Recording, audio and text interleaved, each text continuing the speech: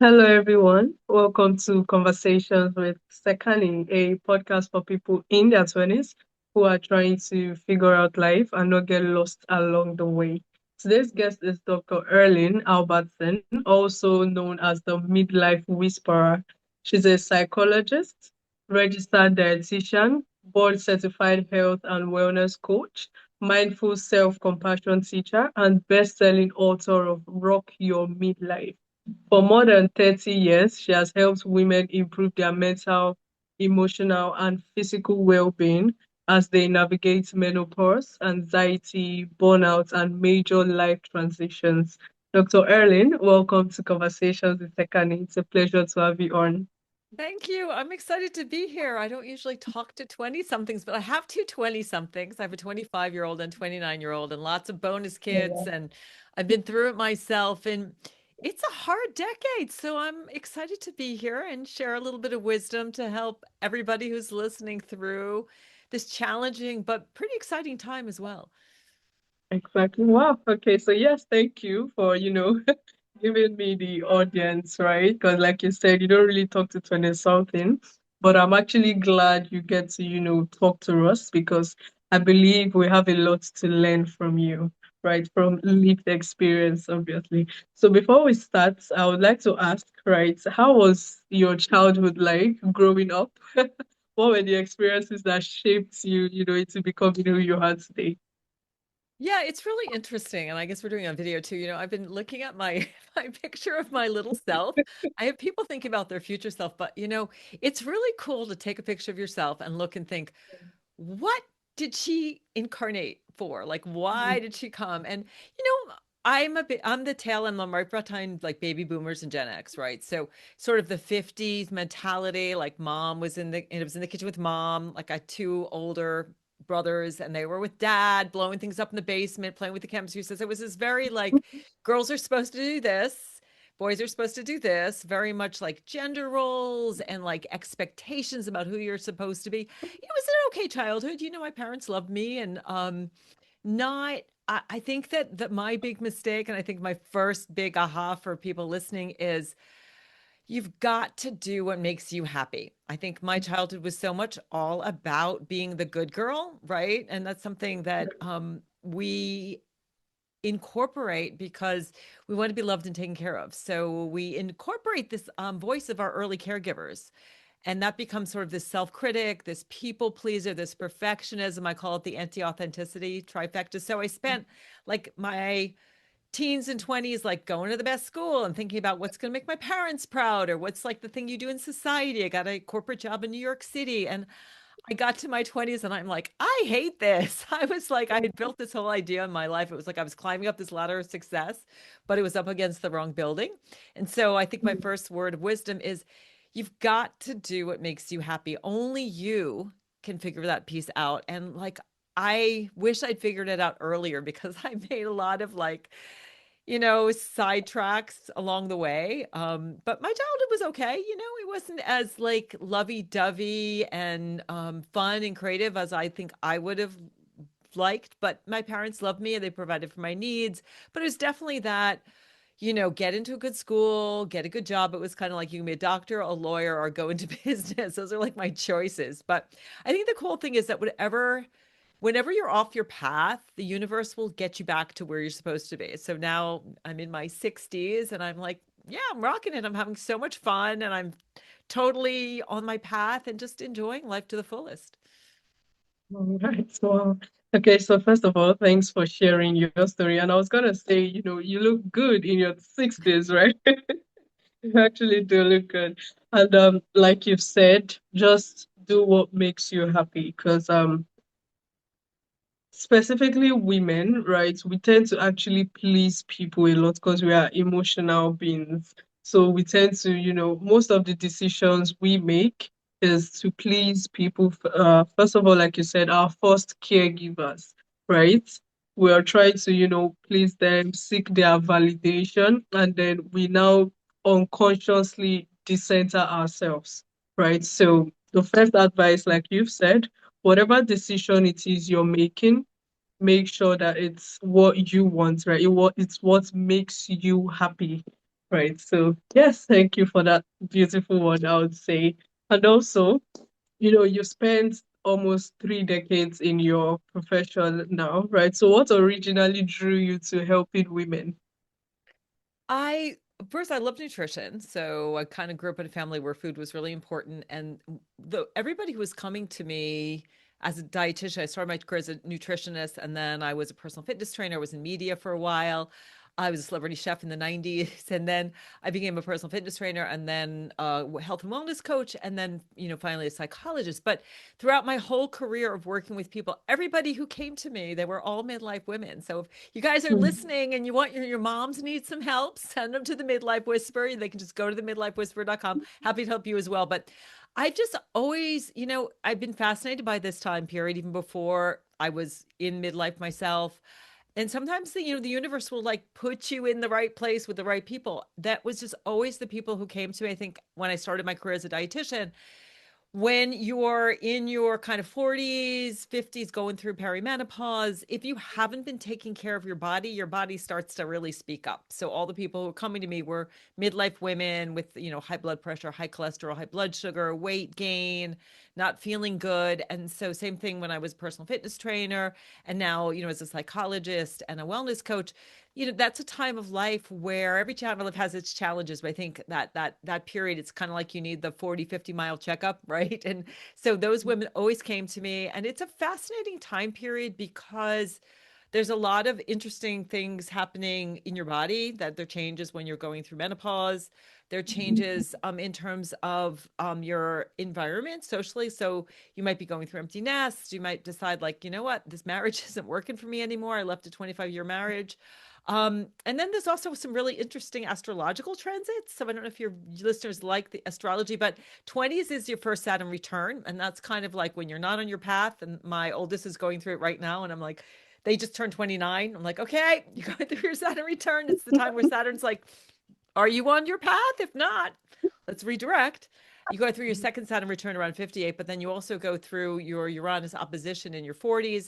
You go through your Chiron return in your 50s. So there's these times where I look at the planets as just like energy and ways of kind of understanding ourselves and sort of your life journey. And so there's different transits at midlife too, which are kind of like, okay, it's time to like do that healing and get on a path. Like my path changed a lot in my 50s. It changed a lot in my 30s too. It was like I was a very different person then. So I just love working with women in general and particularly this age. But I love your generation too. I've just, helped my kids, friends, and it's just a really exciting time as well. Okay, all right. So, I was gonna ask, since you said, you love working with women, right? So, what pattern do you see often in women since you've been working with them? What pattern do you see over and over again, amongst women, basically? We shrink to fit in. We're just like so Hmm. much about we want everybody to like us. You mentioned the people pleaser. And the problem with all of those things are first, you get that imposter syndrome, right? Right. When you show up not as yourself, it impacts your how you show up, your confidence level. The word confidence, the root of it is confide. So you're not trusting yourself when you're constantly thinking, oh my gosh, how do I make this person happy? You're bending yourself into a pretzel, right, to try to make other people please other people. You totally lose touch with your intuition, that inner guidance, and everything's up in your head. So the biggest pattern I see is, sort of the self-doubt, this confusion, because we are trying to please everybody else and we're shrinking. We're scared, like, well, if I shine, then maybe I'll offend somebody else or people won't like me. And the bottom line is, like, you're not doing anybody else favors by shrinking, right? So like this is the time to like stand out. If people don't like you, that's their issue, not yours. And most people are really thinking about themselves. So I see the shrinking. I see mind chatter constantly. And this is something I've had to learn. The mind, listen up, guys. The mind is a great servant, but a terrible master. Your mind was never meant to figure it all out. But we think, oh my God, I got to figure it all out here. The magic in your life happens when you figure it out in your heart and your gut. The heart is so much more magnetic and the electricity of the heart is so much higher than the brain. But we've been trained like everything we're supposed to figure everything out. We're such a mentally focused culture, especially these days, and there's so much overwhelm. But if you really want to create a life that you love, you've got to listen to your intuition. And that's really the heart centered knowing. And when you find yourself in overwhelm and ruminating, that's just your mind trying to keep you safe and figure everything out. But your mind is terrible at that. It'll keep digging you in. And so a key thing that I, share with women all the time is you've got to not believe all your thoughts, right? You've got to, there's a wonderful Cherokee story about this grandfather's telling this story to his grandson about two wolves. There's like a good wolf and a bad wolf. And which wolf wins? It's the one you feed. So you feed the good wolf. You feed like the positive thoughts. You like don't push the negative ones away, but you're like, you know what?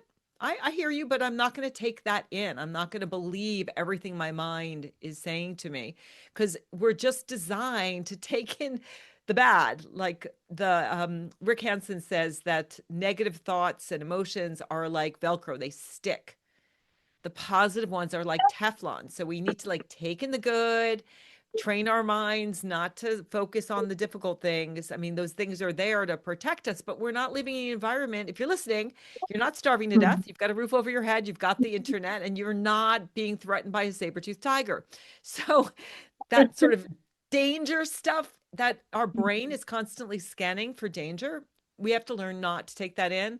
And also something I teach a lot is called self-compassion, is treating yourself like a good friend. I think another thing that women do is we beat ourselves up.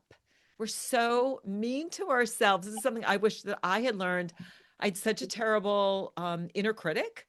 I thought I needed my inner critic to motivate me to succeed. But what the research shows is when you criticize yourself, you go into fight and flight, you shut down, you're not creative, you don't listen to your intuition. So be kinder to yourself. I just find that when I work with midlife women, they just like this light bulb goes off. I can't believe how mean I am to myself. But we don't have to be that way. And being nice to yourself, this practice of self compassion, it's a practice. It's every day. Just, okay, so made a mistake. Big deal. I'm failing forward, right? I'm going to be kind to Right. myself rather than judgmental. I'm going to give myself what I need and not, we live in this hustle culture where we're constantly told, push harder, try more. But the biggest breakthroughs in my life have happened when I sit back and I let go of needing to figure everything out, control everything, be okay with uncertainty, and just let the universe, like, okay, like talking to you, bring me opportunities. Who knows who will listen to this, who I'll help, what will come of it. Again, have your mom go visit the midlife whisperer if she's struggling. But it's just life gets so much more fun and interesting when you are there for yourself. You don't listen to your mind. You learn how to raise your vibration so that you really can attract what is truly in your best interest. Mm. Wow. Okay, so the first one, like you said, don't shrink, right? Do not shrink. Do not shrink yourself. Secondly, don't listen to your mind, right? Listen to your heart, your inner intuition. Because one thing as women is our intuition are very strong, actually, and they are always right most of the time. That gut feeling is always right. So how about we just listen to our inner intuition rather than listening to our mind, right? And then lastly, like like you said, right? Try to remember. Oh, okay. I'll remember eventually. But yeah, like you said, don't shrink yourself. Listen to your inner mind and life goes on basically. And one thing I've noticed about younger adults today, right? It's a problem. So we are always trying to have it all figured out, especially we in our 20s. We have there's this pressure that we feel like we need to have life figured out. We need to have it all figured out. Almost like 20s is the age where it all ends, right? So That coming from adulting, right? right, exactly. So coming from you, what advice would you give to people who are always so anxious and they want to always have everything in their life figured out, for young adults, basically? Yeah, focus on enjoying your life. I think that one of the gifts of being older is I realize that there's less time in front of me year-wise than behind me. And I wish I'd Um, enjoyed my life more. I wish I hadn't been so hard on myself. And I wish I'd learned how to control my anxiety because the what spurs you forward from anxiety is not going to send you in the direction of what's going to make you happy. So it's really important to work on the anxiety.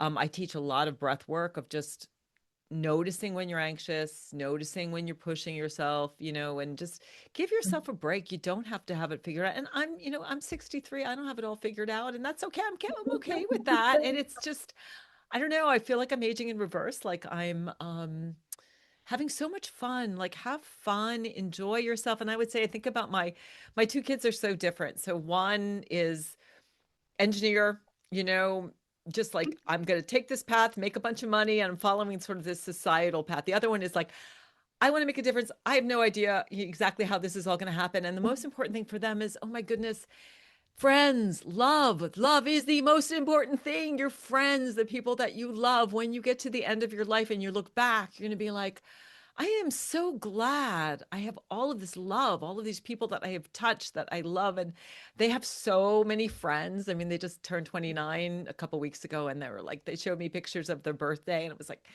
30 people in a room, all just adoring them. And I think that's the most important thing is the loving yourself, being yourself, loving other people.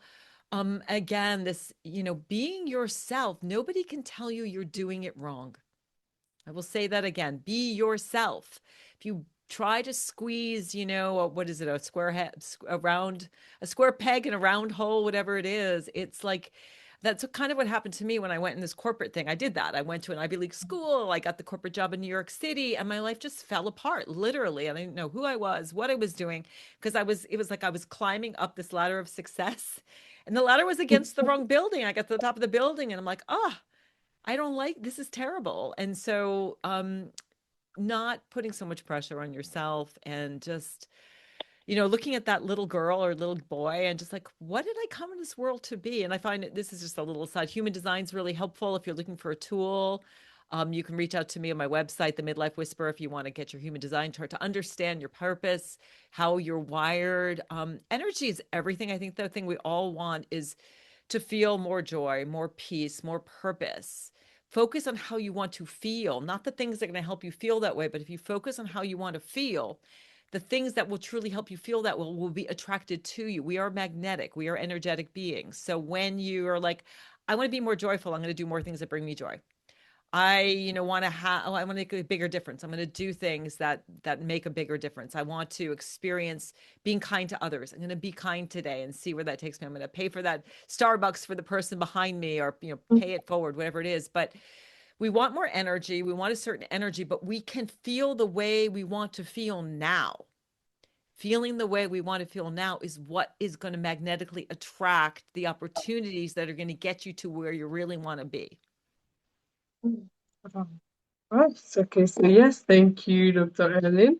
And like you've said, just it's okay to not have everything figured out, right? I mean, it's life and learning is lifelong, right? So we don't have to have everything all figured out in our 20s. And I remember the last point I was trying to remember the other time, it was about self-compassion, right? Like you said, give yourself love, give yourself breaks, right? Sometimes we might make mistakes and we beat ourselves up over it all the time. But it's important to, show yourself love. The love you give to other people, give it to yourself also, right? Because we do that a lot. And yes, talking about self-compassion, right? What do you think are some ways one can begin to, practice self-compassion and just, self-love, basically? When you are going through a challenging time, think about if I had a friend who was going through this, what would I say to them? And what would I do? What would the tone of my voice be? And then do that for yourself. Okay. All right. Well, I'm definitely adopting that one actually. And I hope my listeners will do the same as well. So yes, thank you, Dr. Erlen. This has been amazing. And finally, one thing I want us to touch on before I round off is relationships, right? So do you have any relationship advice for the young kids? Goes back to, you've got to be yourself. And I have to say, I don't regret, I got married, right? I met my ex-husband when I was 29. And I thought he was everything I was supposed to have, right? Like the way he looked, his cultural background, what he was doing. And I always couldn't, I had to be a certain way for the relationship to work. I had to put on this mask. I was never myself. So my biggest advice is get to know who you really are and be yourself so that someone loves you unconditionally for you. I'm getting married in September. Yeah, uh-huh, uh-huh. So excited. And I'm with somebody who just like he loves all my quirks, everything that's wrong with me. It's crazy. I like, how are you okay with all this, you know? He's just like, I love it all. And so it goes, I think if you take one thing away from our conversation, it's you got to be yourself. And, you know, and I was just talking to somebody and she was struggling with her appearance. And I was like, you know what? First of all, the other people are struggling and feeling vulnerable too, you know? And so someone's going to love you for you. And you've got to be yourself because if you put on a mask, the relationship's never going to work long term because you're always going to have to be somebody that you're not. So be yourself and like understand that you are a masterpiece. You're a piece of the master, right? You're like part of the divine. I mean, it's when you think about it, it's just like your parents had sex and then here you are and you've got this life and you can create and be who you want to be, but be that authentic you from that deep sense of heartfelt knowing. Right, authenticity. Okay, so wow. Yes, thank you, Dr. Erling.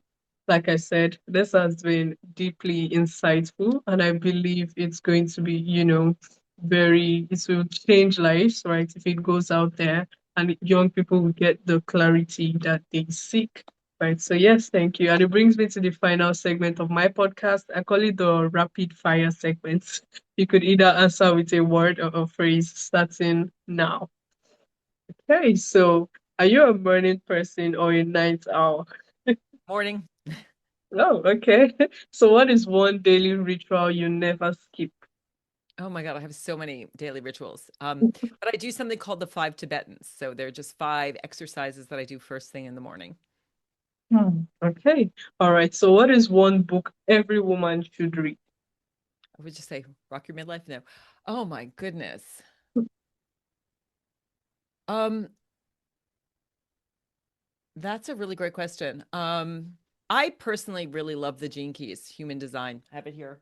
People are watching, but it's getting into human design. I think this is such a great way to know yourself, to understand your human design. So I love the Gene Keys by Richard Rudd, and really contemplating your conscious sun is so helpful to understanding yourself. All right. Wow. Okay. So what is one thing every woman needs to stop apologizing for? I wouldn't apologize for anything. Just don't apologize. Just like Right. other than the Just obvious do. things, you cut somebody off in traffic, you know, I'm sorry, but you know, stop apologizing for being your beautiful self or you know, when you make mistakes, just, you know, I don't know, I just be unapologetically you. All right. And finally, what does thriving mean to you?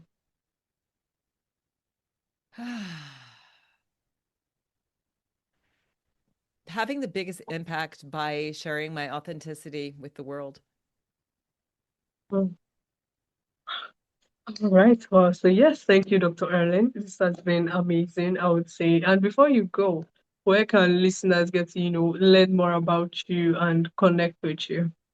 The Midlife Whisper. So I'm on Instagram, on TikTok. My website is The Midlife Whisper. Again, if you have a mom who is going through menopause and struggling, send her my way. Happy to talk with you as well. But I really specialize in helping women, you know, sort of 40 plus. Okay, wow, definitely telling my mom though. She'll check it out. All right. So yes, thank you, Dr. Erlin. I'll put a link in the show notes so it's easily accessible for listeners. And to my listeners, I would say thanks for tuning in to Conversations with Sekani. If this episode sparked something in you, just as it did in me, make sure to share to someone who you think might need this and also subscribe so you don't miss out on new episodes. Once again, thank you, Dr. Erlin. You have a wonderful day ahead of you. Thank you so much.